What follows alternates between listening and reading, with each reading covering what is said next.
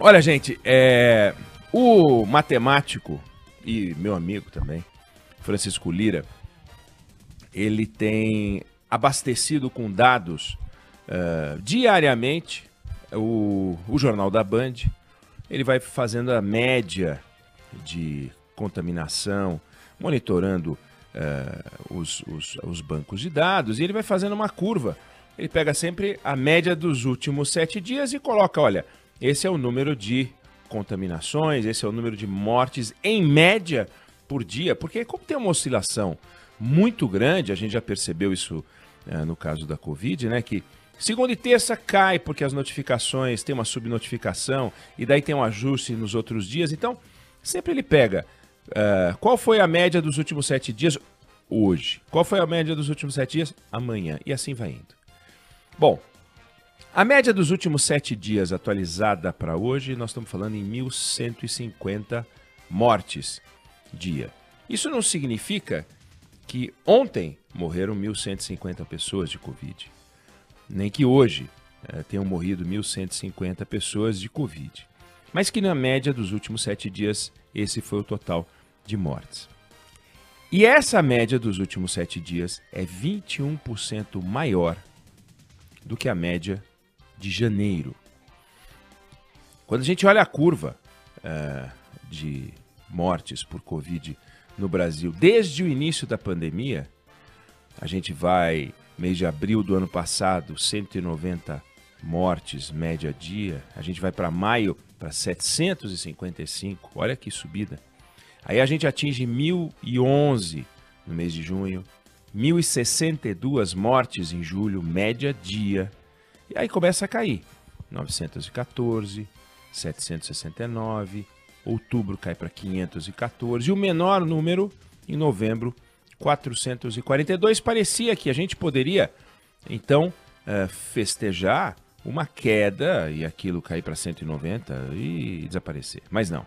Eis que a gente volta, e não saindo do zero, como obviamente antes da pandemia, que não existia, a gente sai do 442 e começa uma subida, 764 em dezembro, 953 em janeiro, e os últimos 7 dias, 21% maiores do que por dia a média de janeiro. É um momento dramático. A gente tem anúncios de lockdown em finais de semana, Santa Catarina, Distrito Federal anunciando lockdown, aquela coisa meio bizarra em São Paulo, esse toque de restrição, mas enfim, uma medida restritiva. Os dados de UTI nos estados jamais vistos, e nem no auge da pandemia. Manaus conheceu o auge da pandemia e está conhecendo o segundo auge da pandemia, pior do que o auge da pandemia. Morrendo mais gente em 2021 do que todo o ano de 2020, no caso de Manaus. Alerta máximo para a Covid-19 e que a gente, infelizmente, tem que tratar, noticiar e não pode só achar que, olha, vai passar, né? Tem uma grande vantagem, existe uma solução, chama-se vacina, mas a gente está com um desafio logístico nesse campo. Bom, o coronavírus, ele colocou diante do mundo, né, um desafio que poucas vezes acontece. Acontece em época de guerra, quando tudo se desorganiza, né? Os países atingidos são totalmente desorganizados. Desorganizados por várias razões, quer dizer, tem problema de abastecimento de água, tem problema de abastecimento de energia elétrica, suprimento de alimentos, tudo se desorganiza. E isso dura um tempo, o tempo da guerra, e atinge um número grande de países, né, quando a guerra é muito grande. Você tem isso em desastres naturais, né, terremoto, tsunami também, uma desorganização, você fica contando mortos e feridos e pensa em reconstrução, que pode começar sempre mais cedo do que na guerra, evidente. Você tem isso em colapsos econômicos, né? Quando a miséria surge e pessoas que jamais imaginaram que fossem conhecer ou conviver com a pobreza passam a conhecer e a conviver com a pobreza. E o coronavírus, ele é um pouco disso tudo, ele é um pouco de guerra, ele é um pouco de colapso natural, ele é um pouco de colapso econômico. Ele realmente ele colocou na frente dos países uma novidade absurda, quer dizer, faz a gente pensar o que terá sido peste negra, que a gente tem por literatura, por informação, mas a gente está vivendo esse desafio. Com um detalhe, o coronavírus atingiu todos os países, quer dizer, as guerras não atingem todos os países, mesmo que uma guerra mundial não é verdadeiramente mundial. Os desastres naturais atingem uma quantidade reduzida de países, quando não uma porção de um país. Mas esse desastre, esse desafio atinge todos os países. A velocidade não se dá por uma composição de fatores do tipo foram mais talentosos ou menos talentosos necessariamente. O coronavírus avançou de um jeito, certos países com algumas características, países mais abertos, por exemplo, países em que as pessoas entram mais fácil, obviamente o coronavírus se espalhou com mais facilidade. Países mais fechados, ou então aqueles que não têm um fluxo muito grande de turistas, obviamente conhecer o coronavírus numa velocidade menor, a velocidade de alastramento foi menor, não por virtudes, características. E o Brasil é um país que teve uma vantagem sobre outros países. O coronavírus demorou um pouco mais para chegar aqui, pouco, não é muito mais, mas um pouco mais para chegar aqui. E a gente pôde ver o que ele prometia fazer, o que ele ameaçava fazer, o que ele tinha poder de fazer. A gente pôde ver a Itália, né? E que a gente depois viveu a Itália aqui também, regiões da Itália, regiões do Brasil. E a gente pôde ver isso, para servir de lição, né? O Brasil, além dessa vantagem de ter conhecido o coronavírus um pouco depois do que alguns países, tem o SUS, tem o Sistema Único de Saúde, grande aliado. Os Estados Unidos não tem um Sistema Único de Saúde. Há países em que a saúde não é esse direito que no Brasil funciona. Aliás, o SUS é tema de uma série de reportagens especiais da Sônia Blota no Jornal da Band. Anteontem a primeira reportagem, ontem a segunda, hoje a terceira, para apresentar o lado bom, né, dessa ferramenta incrível, e os desafios e as dificuldades também. Não é uma série para bater bumbo, não, mas para registrar, olha, a gente tem uma arma, realmente esse nosso exército de notáveis, com seus defeitos, desafios, imperfeições. A gente só olhava para as imperfeições, mas com o coronavírus a gente pôde ver que isso tem sentido, né? E com isso a gente aprendeu quais são as armas, rapidamente, as armas para enfrentar o coronavírus. Distanciamento social, proteção individual, máscara, álcool em gel, lavar as mãos sempre, evitar levar a mão ao rosto e aguardar a chegada da vacina. Foi assim que a gente passou o ano de 2020. E eram essas as instruções, né? Mas o que a gente viu com essas instruções muito simples? Distanciamento, máscara, álcool em gel, lavar as mãos, evitar aglomeração, né? A gente viu a brigalhada política, que é um elemento que o coronavírus ignora. Ele não quer saber. Ele continua, porque o coronavírus, eu até observei ontem aqui, ele é especialista em logística. Ele é especialista em logística. A gente fala que alguns aí são especialistas em logística. O coronavírus ele chega nos lugares onde você não imagina, chega na velocidade que ele quer, se alastra na velocidade que ele quer. Se o inimigo bobear, ele ataca. Ele sim é um especialista. E como a gente foi vítima do coronavírus, igual outros países, mas em adição, vítima dessa brigalhada política, o preço está aí. A gente chega ao terceiro mês de 2021 numa situação pior do que a gente estava no terceiro mês de 2020, ou melhor, no terceiro mês de contaminação, se a gente quiser. O vírus ele mostra a sua força, o vírus mostra a sua capacidade de contaminação, e o nosso principal trunfo, que seria a união.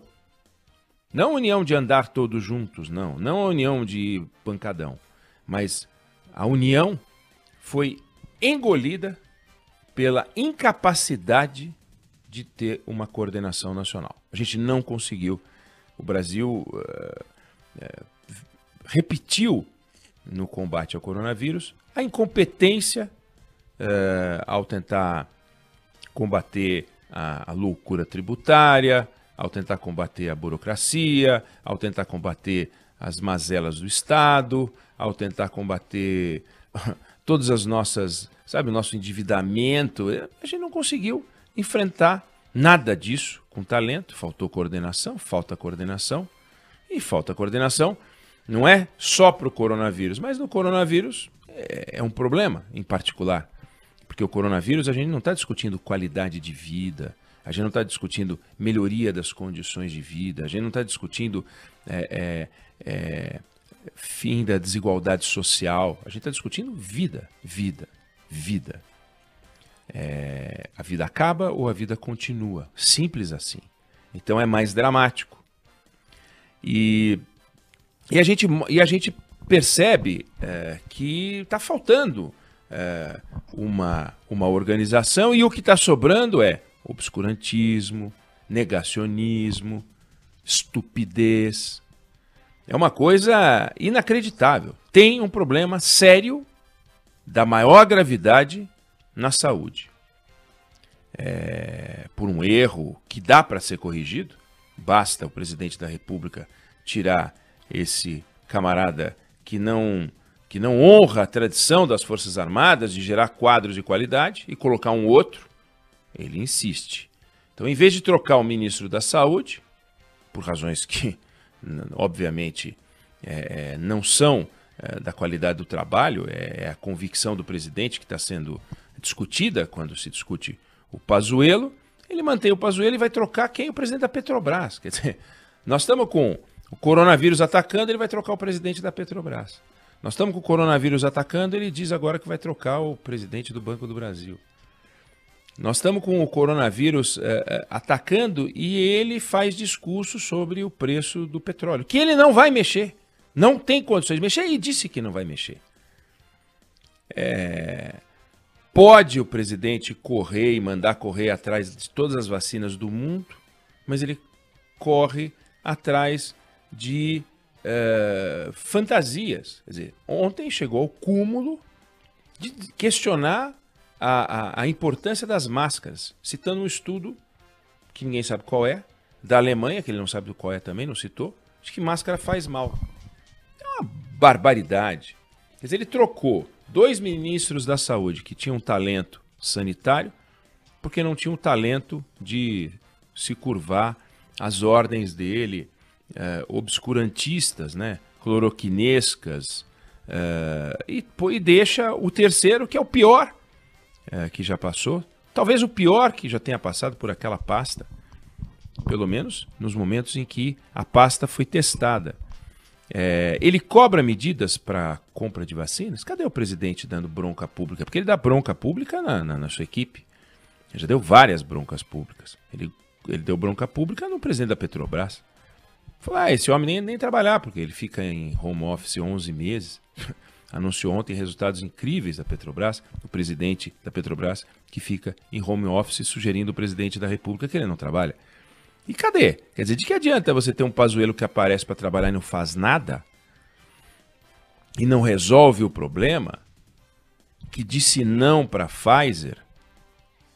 Quantos países disseram sim para a Pfizer e estão sendo vacinados? E nós ficamos com nheco-nheco. 250 mil famílias brasileiras conheceram a morte de um parente. 250 mil famílias.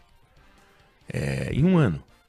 Perceba que o presidente da República, ele entrou nessa campanha falando, por exemplo, sobre segurança, e nem no pior ano de homicídio, de crime, a gente perdeu 250 mil pessoas de forma violenta. A gente perdeu 50 mil, que é uma barbaridade. O Brasil, líder mundial de homicídio.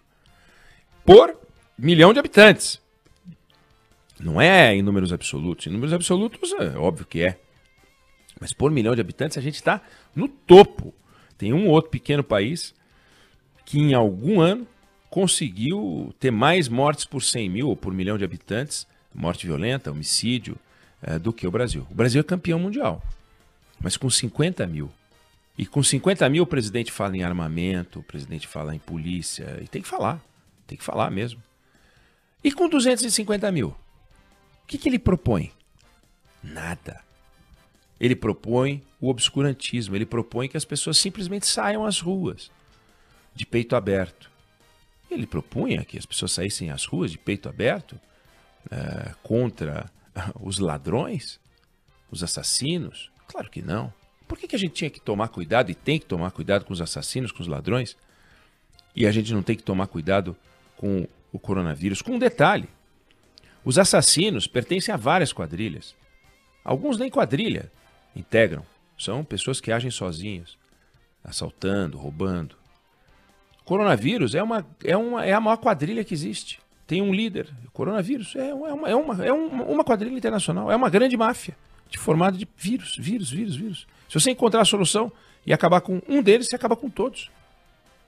É uma solução. E a solução é a vacina. E aí você espera do líder que ele faça isso, que ele leia os cenários, que ele indique os caminhos, que ele não fique adaptando a realidade à sua visão de mundo, que ele não fique contando lorota. E a gente não vê isso acontecer. É um presidente que anunciou a chegada da Covid-19 como uma gripezinha e anunciou o fim da Covid-19 lá por outubro, quando realmente a curva começa a cair, ele anunciou o fim. Quando todos falavam em segunda onda. Vacina obrigatória, ele disse para o cachorro dele. Para o meu cachorro, vacina obrigatória. Para os outros, não. Então, nós estamos numa situação complicada. Muito complicada. Precisamos de vacina.